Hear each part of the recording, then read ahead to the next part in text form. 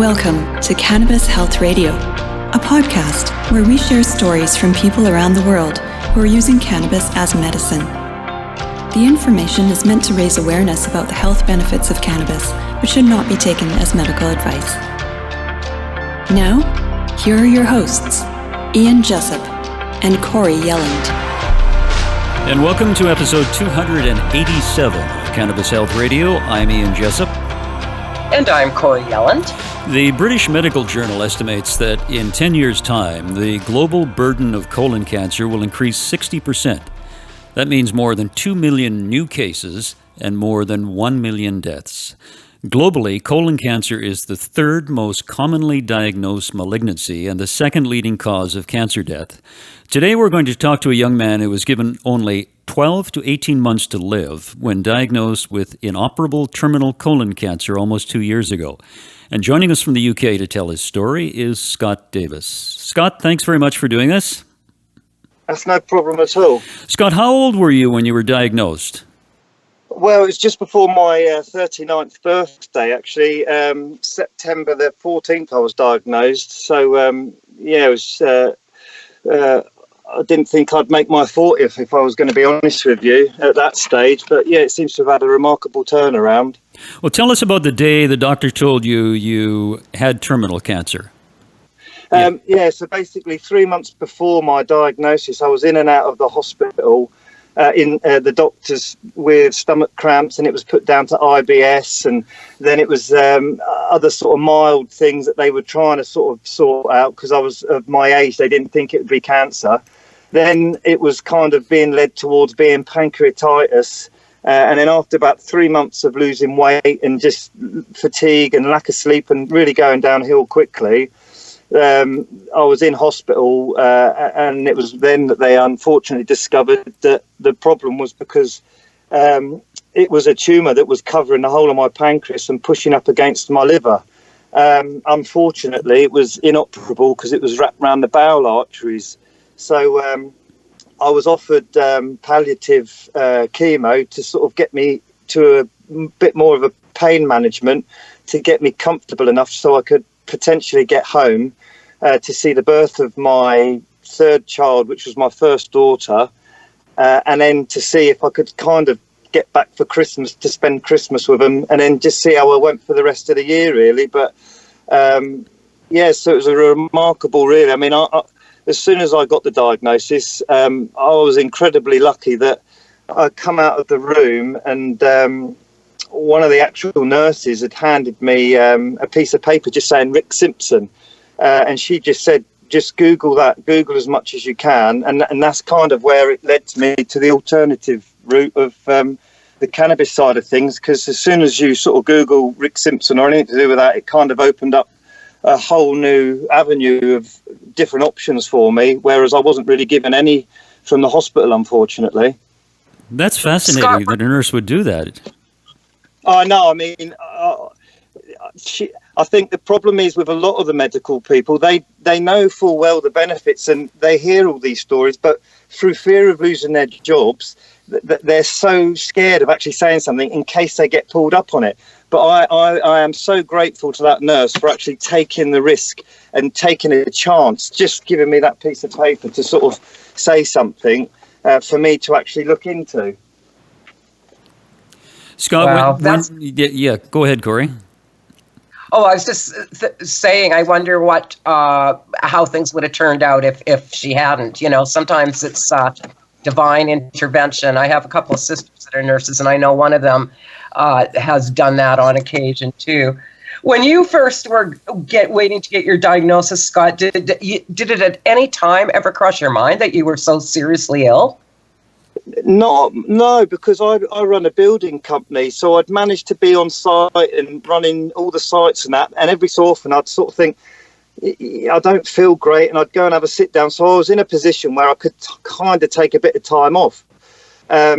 But not in my wildest nightmares did I think that it would be cancer, and I certainly didn't think it was going to be that extreme.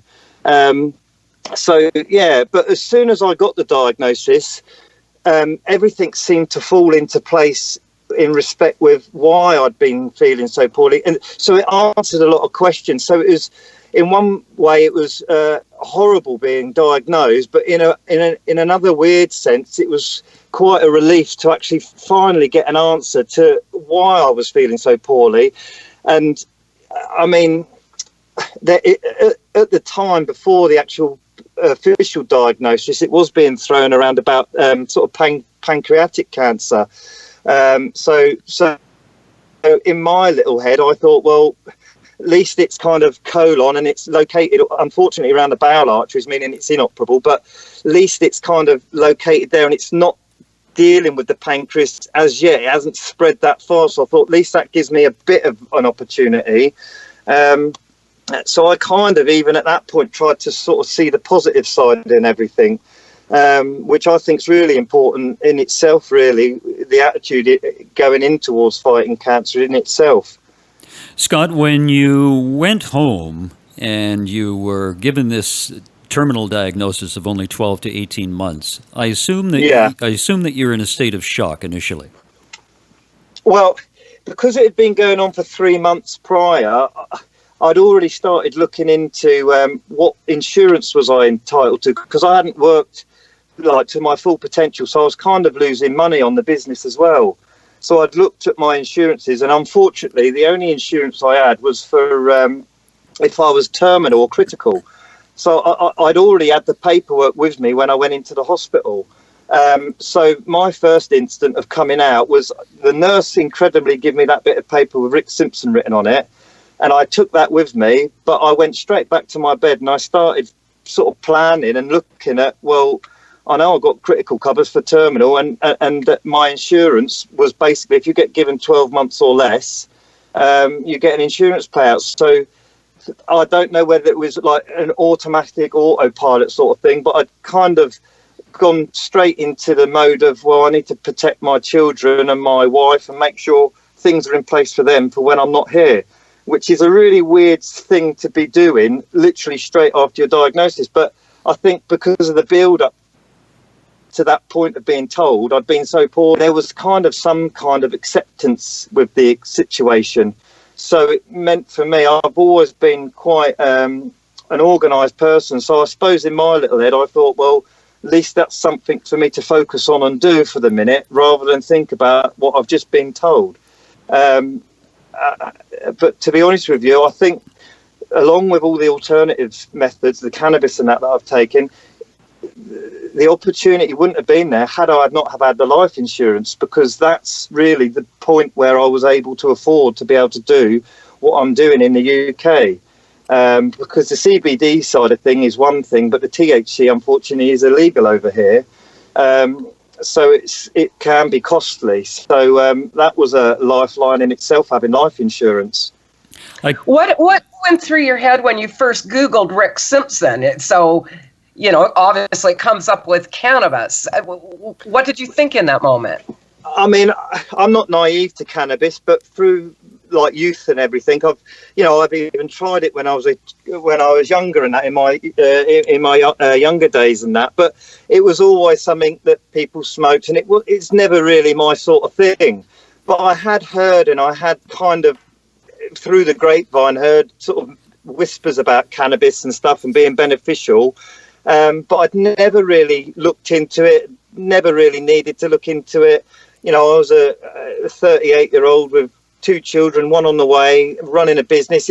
It's been years and years since I'd kind of looked into things, doing anything like that. So it was kind of bringing it all back to the forefront for me. But it was realising just the actual importance of what it was. And so I was already aware of cannabis, but Rick Simpson's really brought it back to the forefront, just the potential benefits of this plant, not just sort of, you know, people I think got this presumption that people that smoke weed or take weed are just sort of potheads or stuff like that, and that's where I think it's really important to educate people on just the actual huge benefits of cannabis. I mean, there's so many that go beyond even the medical use of it, and I just think there's so many people that aren't educated on that side of things, and it's a shame, really.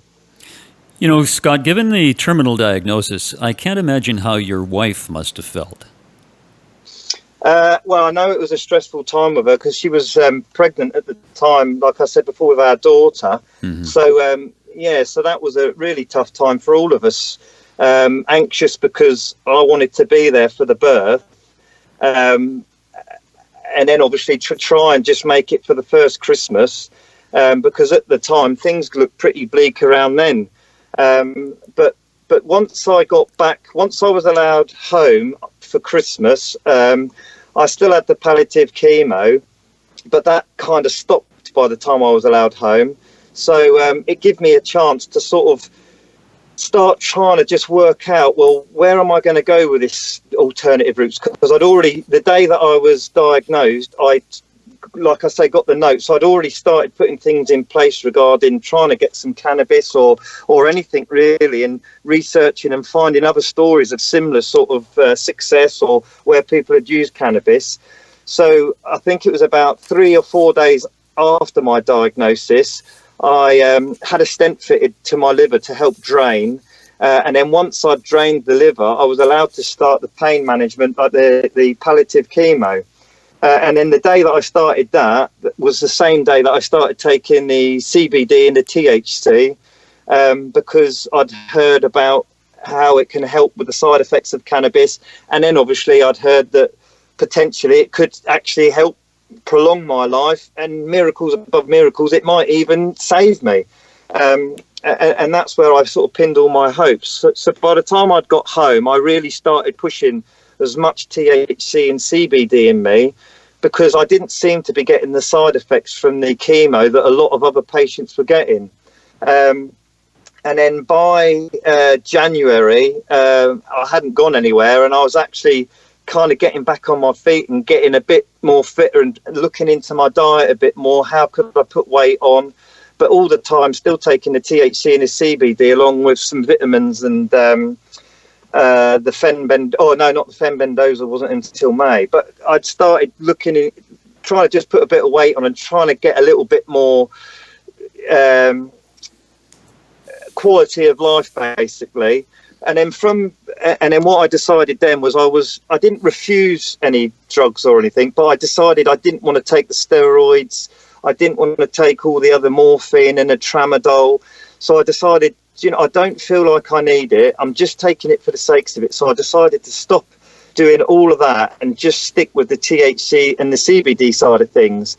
And I seemed to sort of go from strength to strength. I was offered another 6 palliative chemo sessions, which I took because I thought, well, if the combination of the cannabis and the chemo is working, then I'm happy to just do the lot. So I threw everything at it. Unfortunately, the second 6 rounds didn't do any good with the tumour, really. That was still there. It was still inoperable. So they'd kind of not run out of options, but there wasn't really any other avenues they could go down. So by the time that had finished, it was about May time, end of February, May, and they didn't have any more options. It was still inoperable. But by that point, I was actually back up and back on my feet and actually getting back on site and managing all the building sites and that. And then from that moment on, I've just carried on doing the THC and really pushing myself to take as much as possible throughout the day and continuously make sure it was in my system. And each scan, we were lucky. Every time we got a CT scan, it come back stable and contained every 3 months. And then the last PET scan, so I managed to remain stable and contained without anything else apart from the THC and the CBD from that moment on until now. And I've managed to remain stable and contained. But the last 2 scans have been unbelievably good, because the PET scan that I had at the beginning of this year showed the tumour showing no more active cancer. The tumour was still unfortunately there, but if it's not cancerous, I felt like, well, I can live with that. And potentially I still feel at some point this tumour will break down and it will kind of disperse. Well, the CT scan that I had about 3 or 4 weeks ago, I got the results for that. And they've sent me a letter as well now, just confirming that not only is there no active cancer in my system, the actual tumour has disappeared, and all they can see now is scar tissue where the tumour once was.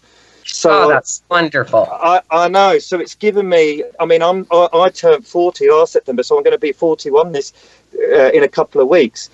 So for me, it's just been an unbelievable journey from the worst case scenario to wanting the best situation and actually finding that I am in that position now. So it's mentally, it's still kind of a big thing to take on, which I still not struggle with, but it's still something that I'm still accepting, the fact that one minute you feel like you're dying and you're doing anything to live, the next minute you feel like and you're gonna live, but it's a strange feeling to sort of come to terms with in a weird way.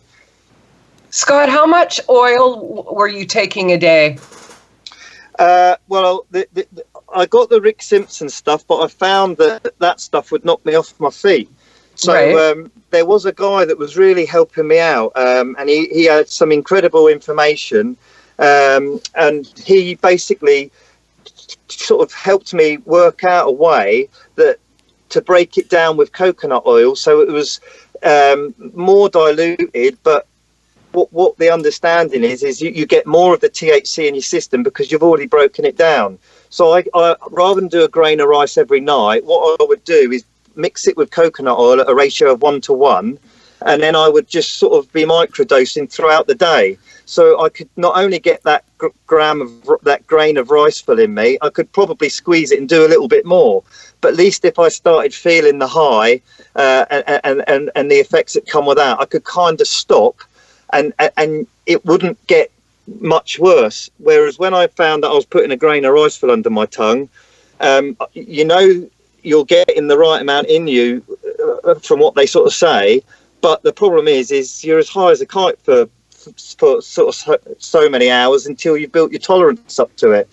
And because I had school runs to do and a business to run and all day-to-day chores, I couldn't sort of be stoned for the first part of the day and then all right and then in the evening. So the guy really helped me out in that respect and helped me sort of get my tolerance up and really push it. But I mean, I'll have to send you a picture of it, of the amount of CBD and THC and the other bits that I've taken. I mean, I've probably way overdone it.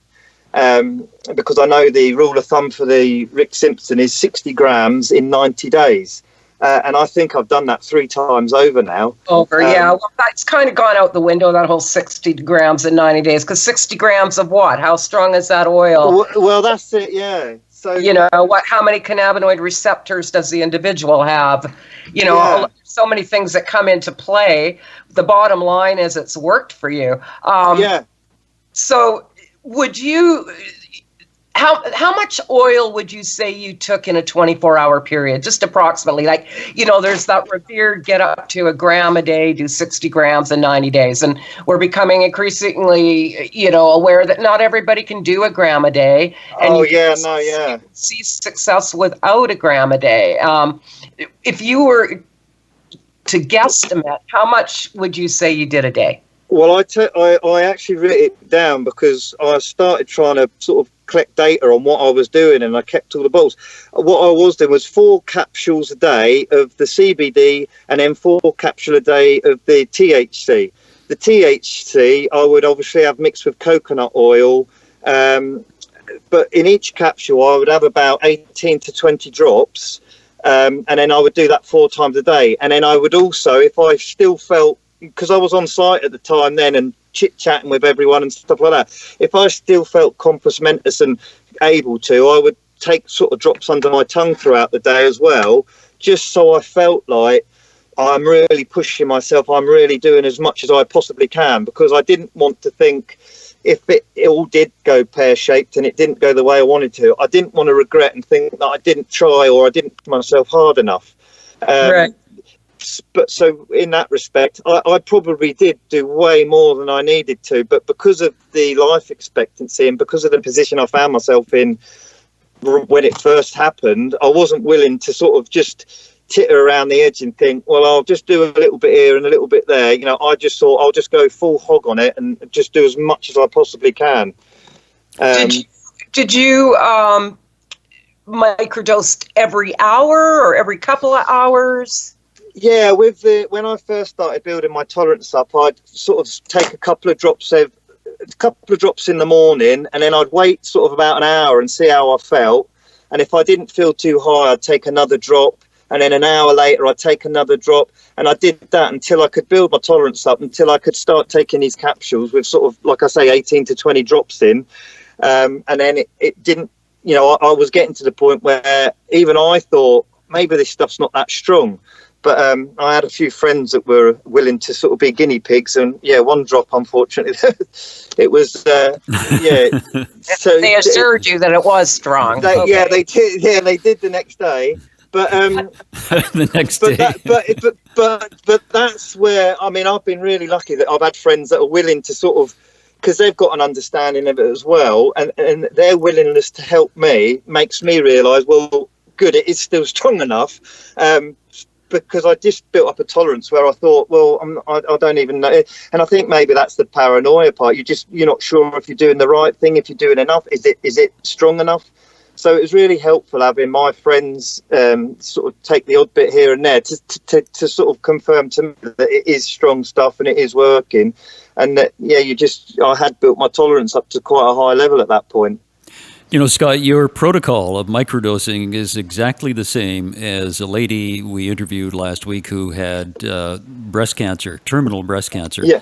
And she microdosed throughout the day, and she had breast cancer, which metastasized to her liver and her lymph nodes in her chest, and she has gotten the all clear. That's incredible, isn't it? Yeah, it is. And I think what you're doing is remarkable. When did you know in your own mind that you can beat this? I think it took me about 6 months. I think once we got to sort of maybe May, April time, and that was when they sort of said, we still don't really have any other options for you, and even the hospital were just saying, look, whatever you're doing, just keep doing it. That's when I started feeling like they know a little bit more than they're letting on, and they can't say too much, unfortunately, through fear of losing their jobs. But you could just tell when I went for scans and when I went for appointments and that, just the way that they were, you could tell that they knew. And I used to ask, do you know if anyone else is on cannabis? Is anyone? And they would never give you a definitive answer, but you knew that they'd always be kind of edging you. Just keep doing what you're doing. Don't change anything. Whatever you're doing is working. Just carry on doing it. So that was a really good, my oncologist and the people that have looked after me at the hospital have been absolutely incredible. And they've always really been supportive. So I think it was around about May, April time that I started saying to my wife and my children then, because at the time we used to explain to the children that it was like a spider that was inside me sort of nibbling away. And what we had to try and do was get him to sleep. And the stable and contained was the spider, and he was asleep then. We'd managed to get him to sleep. And what the main goal was hopefully one day the spider would pack up his bags and he would go away. And every time I'd have a scan, my children would ask, is the spider sleeping or has he gone on holiday? And we'd have to say, it's great, he's still asleep. He's got his bags packed and we're hoping it'll go. And so I even started convincing myself, thinking, I think I'm going to beat this. I do honestly think I will get through this. And I think that has got a big part of it, your attitude as well. So it was a fantastic day for me to be able to say to the children, just before this pandemic, look, the spider's packed his bags up and it looks like he's gone. And then just to have it confirmed. And it was funny because I said to the children, it's unbelievable news. And they went, the spider's not back. And I said, no, not only is he gone on holiday, he's actually moved his house now as well. There's nothing there. So the kids were over the moon to feel that, that's kind of, they're petrified of spiders, I'll be honest with you now. But that's a fabulous story. It was a simple way of trying to explain it to the children without petrifying them, but just kind of making them understand that, the sort of workings of what we were dealing with, but on a sort of child's level, really. So, yeah. Now, how much cannabis do you take today? I take CBD, and I'm taking turkey tail mushrooms and the lion's mane mushrooms. And I do take the odd drop of THC every so often now, just because I'm aware that although I have had unbelievable results, I'm fully aware that a lot of these scans don't pick up all the cancer cells because they're so minute. So there's a little bit of me that worries that if I take my foot off the gas, am I going to have a reoccurrence? Scott, I can't impress on you enough from my experience of doing this for 8 years and working with thousands of people. Please take THC as well, and please take it every night. Yeah. Well, that's where I've got to now, where I'm just sort of taking a couple of drops of the THC at night now, along with the CBD throughout the day, and then the curcumin and all the other sort of vitamins and that don't necessarily fight cancer, but they help the body carry on keeping the immune system as good as it possibly can be. So I'm definitely sort of sticking with it now, and I think it'll always be something that I take now, just because of the benefits from it. And if I'm honest with you, considering everything that I've gone through over the last sort of 2 years, at almost 41 now, I've never been so fit and healthy. I've got a whole new attitude to life. I go running, I bike ride, I'm in the gym, I eat healthy now. I'm trying to incorporate that with my children, who are sort of taking it on board as well. We're all quite a fit family anyway. So it's just sort of a whole different outlook on life now. Which is it's a beautiful position to be in, looking into the future rather than sort of worrying about it and thinking you're going to miss out on it. Scott, how has your diet changed over the last couple of years? Well, massively. I was always eat a lot of red meat. I was in the Navy for 5 years too. A lot when I was younger. Drinking culture is a sort of English thing, pubs and stuff like that. So for me, since my diagnosis, I've kind of just dramatic. I never thought my lifestyle was that bad. I didn't excessively drink, and I didn't excessively eat red meat or bacon or all these other things that you're not meant to do. But I was aware that was pretty much a lot of what I was doing. So I felt that whether my cancer was diet related or not, the best thing for me to do was make the changes now for myself. So if I was going to get over it, I was giving myself the best opportunity to get over it. And then if I finally got over the cancer diagnosis, I would be putting myself in a good position to sort of carry on for the next 40 years and potentially just be as fit and healthy as possible. And I mean, there's just so many people now that are looking at their health and well-being and gearing more towards like a plant-based diet, which I'd like to sort of go that way. But at the minute, I still sort of have chicken and fish. Scott, is it safe to say that you are cancer-free today? Yeah, I mean, that's the confirmation I had off of my oncologist when she phoned was it's scar tissue now. There's no signs of cancer. I was already in remission from the last scan that showed that the tumour wasn't showing any signs of any active cancer. So now not only have I not got no active cancer in a tumour, I don't actually have any tumour no more. And all that's remaining is scar tissue. So I've asked my oncologist if she could put that in writing.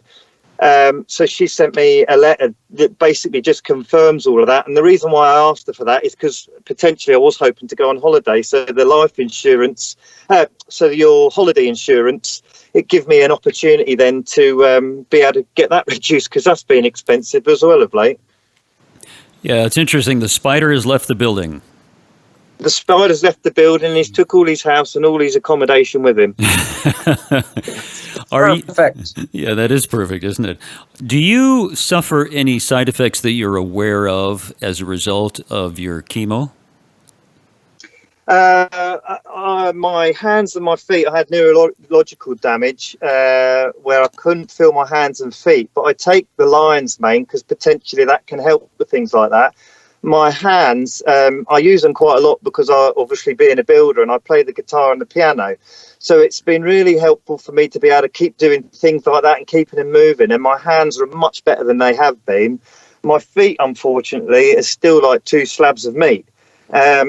So I'm still working on trying to sort of get those better, but they are slowly getting better. I think it's just a long-term thing with neurological damage due to the chemo. But I think maybe next year they'll be a bit better, and then hopefully as years pass they might get a little bit better. But I've learned to sort of live with it now. Not walk again, but it was kind of walking in a different way because you couldn't feel your feet touching the floor and things like that. And when I used to play football, it was learning to kick a ball again. And ironically, I'm actually better now than I ever have been. It's a remarkable story that you were given 12 to 18 months to live with inoperable terminal colon cancer. Now you're cancer-free. That is truly remarkable, and I'm sure it's changed your state of mind as well. Oh, it's massively changed my outlook and how I intend to spend the next 40 years. I mean, when I was first in hospital, I was Googling and looking at things and trying to find people to connect with that had a similar situation. And there was an incredible woman called Joy Smith, and she'd been in the media. And there was a video of her on TV because she got given 6 weeks to live. And then I thought, well, if this incredible lady can beat cancer with 6 weeks to live, surely I'm in a good position after being told I've got 12 to 18 months. I've got a bit of a longer sort of time to sort of really give it a crack. And I tried to connect with her just to sort of find out about diet, things and all that. And incredibly, we connected with each other, and we're good friends now. And I'm actually due to go and see her next week. She's been down to visit me in Devon and spent the weekend down here. And she's an absolutely fantastic lady. And what we're hoping to do now is, with both of our stories, we're hoping to reach the media so we can make people in the UK more aware of the situation. And then we're hoping to use her petition that she's got over 100,000 signatures to take it to Parliament together to get them to change the laws on the use of cannabis for medical use. And I just think if we can get a few more people from the UK that have used cannabis and have got sort of stories similar to ours, then we're really getting a strong group together and educating people. And even if they don't change the laws, hopefully there will be enough media attention to make people aware of cannabis so they can then potentially look into it, and it could benefit them as much as it benefited me and Joy. Scott, I don't know whether you know Corey's story, but she had anal canal cancer, given about 4 months to live. That was 8 years ago. Yeah. That's incredible. She was saying just before earlier on the phone call, it's just amazing, isn't it? Yeah. Yeah, so both Corey and I would like an invite to your 50th birthday party. You can come to my 50th and my 60th.